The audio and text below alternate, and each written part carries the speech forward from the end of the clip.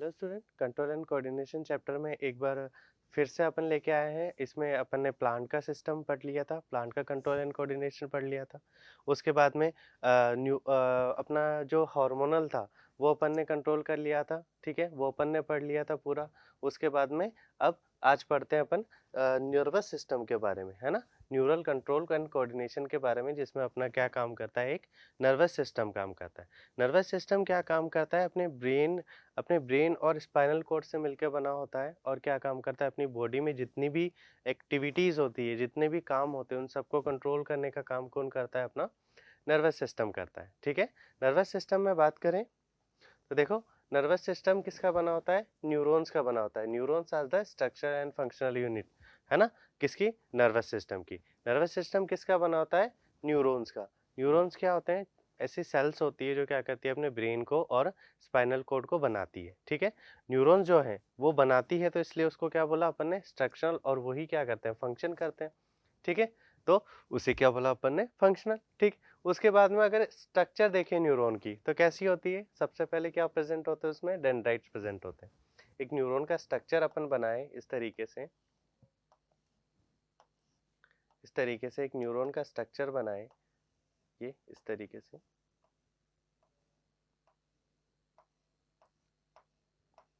तो ये जो होते हैं स्मॉल हेयर लाइक प्रोजेक्शन जो होते हैं, है ना, इनको क्या बोलते हैं अपन, डेंड्राइट्स बोलते हैं। क्या बोलते हैं, डेंड्राइट्स बोलते हैं। जैसे कि short, several, much branch and contain granules, ठीक है। उसके बाद में फंक्शन क्या होता है, they carry impulse toward the cytons. ये इम्पल्स को, कोई भी इम्पल्स आएगी उसको कहाँ तक ले जाएंगे, साइटोन तक ले जाएंगे। साइटोन क्या होता है, cyton contains a nucleus within the cytoplasm, Nissl granules, और fine thread like fibres called neurofibrils. यहाँ पे एक न्यूक्लियस होता है, न्यूक्लियस के साथ में यहाँ पे कुछ ग्रेन्यूल्स होते हैं जिन्हें बोलते हैं अपन नेजल्स ग्रेन्यूल्स, है ना, जो क्या करते हैं, आरईआर और राइबोसोम के बने हुए होते हैं, ठीक है। उसके बाद में बात करें तो इसमें न्यूरोफाइब्रिल्स होता है, ठीक है। छोटे छोटे से थ्रेड लाइक स्ट्रक्चर होते हैं जिन्हें क्या बोलते हैं अपन, न्यूरोफाइब्रिल्स बोलते हैं, ठीक है। उसके बाद में अगर बात करें तो जो एक्सोन होता है ना, एक्सोन क्या होता है, जैसे डायग्राम में ये जो अपन ने इस तरीके से लॉन्ग प्रोसेस बनाया ना, ये इस तरीके से जो ये लॉन्ग प्रोसेस बनाया, ये क्या है, ये वाला पार्ट क्या है, एक्सोन है, ठीक है। क्या है एक्सोन, कैसा होता है, large single unbranched structure, large है, सिंगल है और अनब्रांच स्ट्रक्चर, ठीक है।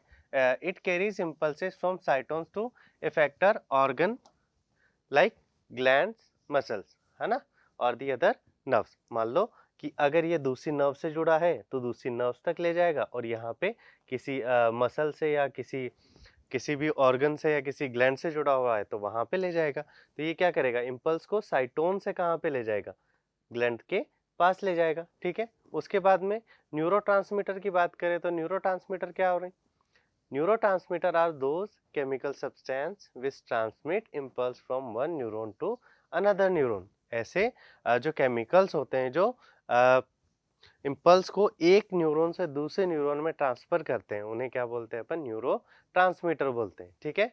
जैसे कि एसिटाइल कोलिन, सेरोटोनिन और डोपामिन एक्टर्स न्यूरो ट्रांसमीटर, है ना, ये किसकी तरह एक्ट करते हैं, न्यूरो ट्रांसमीटर की तरह एक्ट करते हैं। जैसे कि मान लो अगर इसकी बात करें तो ये एक्सोन का जो टर्मिनल पार्ट है, यहाँ पे ये इस तरीके से क्या बनाते हैं, एक स्ट्रक्चर बनाते हैं जिन्हें क्या बनते हैं अपन, स्नैप्स। यहाँ से केमिकल रिलीज होता है, यहाँ से केमिकल रिलीज होता है, ये केमिकल अगले अगला जो डेंड्राइट से इसमें क्या पास करेगा, सिग्नल पास करेगा, ठीक है। तो इस तरीके से क्या करते हैं, यहाँ से ये सिग्नल को या फिर इम्पल्स को क्या करते हैं, पास करते हैं, ठीक है। तो उन्हें क्या बोलते हैं अपन, न्यूरो ट्रांसमीटर बोलते हैं, ठीक है। इसके बाद में अगर बात करें स्ट्रक्चर की तो ये देखो, ये हो गए, ये हो गए डेंड्राइट्स, ठीक है, ये स्मॉल प्रोजेक्शंस, ठीक है। उसके बाद में ये न्यूक्लियस, ठीक। उसके बाद में ये छोटे छोटे डॉट डॉट डॉट स्ट्रक्चर, ये क्या है, नेजल्स ग्रेन्यूल्स, ठीक है। उसके बाद में ये एक्सोन के जो न्यूक्लियस हैं, है ना, वो ठीक है। उसके बाद में मेडुलरी शीथ या माइलिन शीथ जो इसको कवर करके रखती है, इसे इसका क्या बोलते हैं अपन, माइलिन शीथ बोलते हैं, ठीक है।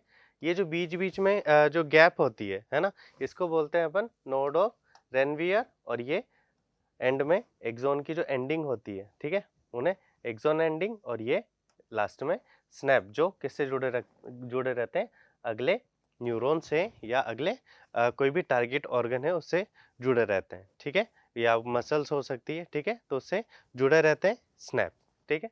तो ये क्या हुआ, न्यूरॉन का एक स्ट्रक्चर हुआ, ठीक है। उसके बाद में अगर बात करें ह्यूमन नर्वस सिस्टम की, तो ह्यूमन नर्वस सिस्टम जो है वो 3 पार्ट का बना हुआ है, ठीक है। जैसे कि सेंट्रल नर्वस सिस्टम सीएनएस, है ना, इसमें क्या क्या इंक्लूड है, अपना ब्रेन और स्पाइनल कॉर्ड, क्या क्या इंक्लूड है, ब्रेन और स्पाइनल कॉर्ड। ब्रेन की बात करें तो brain is a covered by a cranium और बोनी बॉक्स, क्या बोलते हैं अपने ब्रेन की जो कवरिंग होती है उसे क्या बोलते हैं अपन, क्रेनियम बोलते हैं, है ना, क्रेनियम में कवर्ड रहता है, ठीक है। उसके बाद में brain can be differentiated into 3 main region, कितने पार्ट में डिवाइडेड है अपना ब्रेन, 3 पार्ट में, कितने पार्ट में डिवाइड है, 3 पार्ट में, कौन कौन से, फोर ब्रेन, मिड ब्रेन और hind brain, fore brain, hind brain, mid brain और हिंड ब्रेन, ठीक है, फोर, मिड और हिंड, 3 पार्ट में डिवाइड है, ठीक है। देखो बात करें फोर ब्रेन की, तो फोर ब्रेन में क्या क्या होता है, ऑल्फैक्टरी लोब्स होती है, a pair of small solid cube shaped bodies, है ना, जिनका फंक्शन क्या होता है, they receive impulse of smell, smell की इम्पल्स को, जैसे अपन किसी भी चीज को स्मेल करते हैं तो उसकी जो इम्पल्स है ना, उसको जो आइडेंटिफाई करने के लिए उसके जो उसको कैसे पहचानेंगे, उसके लिए कहाँ पे जाती है, जो इम्पल्स जाती है वो कहाँ पे जाती है, अपने ब्रेन में जाती है, कहाँ पे, ऑल्फैक्टरी लोब्स के अंदर जाती है, ठीक है। फिर वहां से उसका पहचानने का सेंसेशन आता है, फिर अब उसको अपन पहचानते हैं, ठीक है। उसके बाद में सेरिब्रम, सेरिब्रम की बात करें तो it is the largest part of brain, brain का लार्जेस्ट पार्ट होता है।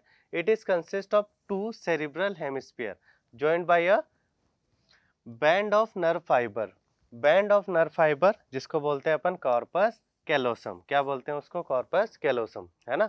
दो ब्रेन के जो 2 हेमिस्फीयर है, दोनों तरफ, दोनों को जोड़ने का काम कौन करता है, दोनों को जोड़ने का काम कौन करता है, कॉर्पस कैलोसम करता है, कौन करता है, कॉर्पस कैलोसम।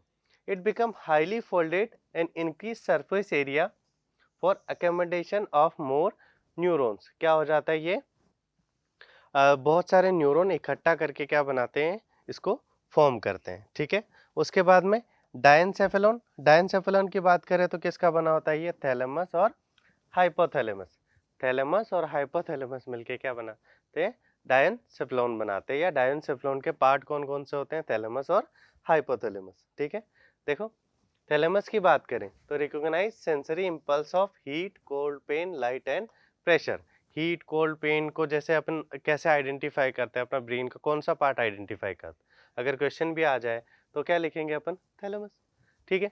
उसके बाद में अगर बात करें हाइपोथैलेमस की, तो possess control centre for hunger, thirst, thermoregulation, sleep, sex, stress आदि, ठीक है, ईटीसी, इनका इनका काम कौन करता है, हाइपोथैलेमस करता है। कंट्रोल सेंटर फॉर हंगर, अपनी भूख को कंट्रोल करना, प्यास को कंट्रोल करना, थर्मोरेगुलेशन करना बॉडी को, ठीक है, तो वो सब काम कौन करता है, अपना हाइपोथैलेमस करता है, ठीक है। उसके बाद में अगर मिड ब्रेन की बात करें तो मिड ब्रेन जो होता है, it connect the fore brain and hind brain, mid brain क्यों बोला, क्योंकि ये फोर ब्रेन और हिंड ब्रेन दोनों को कनेक्ट कर रहा है ना, मिडिल में प्रेजेंट है, तो इसलिए क्या बोला अपन ने, mid brain. It function is movement of eyes, auditory, visual, processing, क्या क्या काम होता है इसका, आईज के मूवमेंट में हेल्प करता है, ऑडिटरी और विजुअल प्रोसेसिंग में हेल्प करता है, मतलब बोलने और देखने में जो भी काम होता है वो सब ब्रेन का कौन सा वाला पार्ट करता है, मिड ब्रेन करता है ना, जैसे क्या है, किसी को आइडेंटिफाई करना, ठीक है।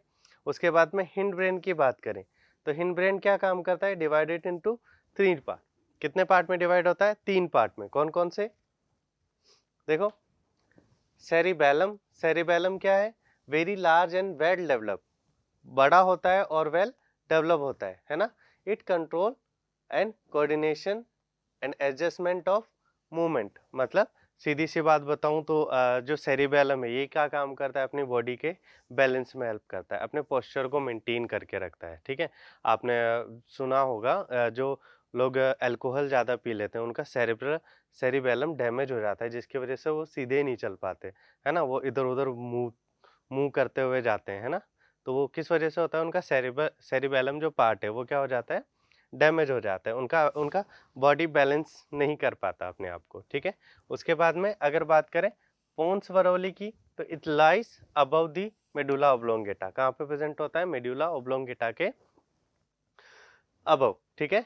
उसके बाद में it control expect of respiration, pons varolii किस में हेल्प करता है, रेस्पिरेशन में हेल्प करता है, ठीक है। मेडुला ओब्लोंगेटा की बात करें, है ना, तो medulla oblongata it is a posterior most part of the brain and continuous into the spinal cord, है ना, लास्ट से लास्ट वाला पार्ट होता है ना, और क्या काम करता है, ये स्पाइनल कोड से जुड़ा रहता है, ठीक है। उसके बाद में बात करें कंट्रोल इनवॉलेंट्री फंक्शन, जितने भी इनवॉलेंट्री फंक्शंस होते हैं बॉडी के अंदर वो सारे कंट्रोल कौन करता है, मेडुला ऑब्लोंगेटा कंट्रोल करता है, ठीक है। जैसे कि heart beat, breathing, secretion of saliva and swallowing और काफिंग, स्नीजिंग वगैरह, ये वॉमिटिंग, जितने भी इनवॉलेंट्री फंक्शन है वो सारे कंट्रोल कौन करता है, मेडुला ऑब्लोंगेटा करता है, ठीक है।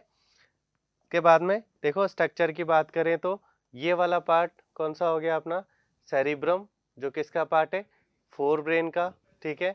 उसके बाद में यहाँ पे ये अपना मिड ब्रेन, ठीक है। उसके बाद में यहाँ पे हाइपोथैलेमस, ये पिट्यूटरी ग्लैंड, और ये हिंड ब्रेन के पार्ट यहाँ पे पोन्स, यहाँ पे पोन्स वरोली, यहाँ पे मेडुला ऑब्लोंगेटा, और ये बड़ा वाला पार्ट क्या है, ये सेरिबेलम, जो क्या काम करता है, बैलेंस का, ठीक है। इसके बाद में अगर बात करें इसकी कवरिंग की, तो ब्रेन की जो कवरिंग होती है ना, उसे उनको जो बोन की कवरिंग होती है उससे तो क्या बोलते हैं अपन, क्रेनियम। और उसके बाद में कुछ लेयरिंग्स होती है, तीन चार लेयर से मिलके क्या बनती है, ब्रेन की कवरिंग बनती है, जिन्हें बोलते हैं अपन मेनिंजेस, ठीक है। क्या बोलते हैं, मेनिंजेस, जिसमें क्या होता है, ब्रेन कवर रहता है, ठीक है। इसके बाद में अगर बात करें स्पाइनल कॉर्ड की, तो spinal cord is a cylindrical structure, कैसा स्ट्रक्चर होता है, सिलेंड्रिकल स्ट्रक्चर होता है। The spinal cord begins in continuous with medulla and extend to downward, और कहाँ तक होता है ये, नीचे तक, ठीक है। उसके बाद में अगर बात करें it enclose with bony cage, एक बोनी केज से घिरा रहता है, जिसे क्या बोलते हैं अपन, वर्टिब्री कॉलम, क्या बोलेंगे, वर्टिब्री कॉलम, ठीक है। आप जब इस तरीके से देखते हैं, इस तरीके से मान लो ये इधर वाला सरफेस है, तो इस तरीके से क्या होगा, बोन अटैच रहेगी वर्टिब्री कॉलम में, ठीक है। इसमें क्या होता है, बीच में हॉलो, वहाँ पे बीच में जो गैप होता है उसमें क्या प्रेजेंट होता है, इस तरीके से स्पाइनल कॉर्ड प्रेजेंट होता है, ठीक है, जो कहाँ तक जाता है, जस्ट अपने बैक एंड तक जाता है, ठीक है।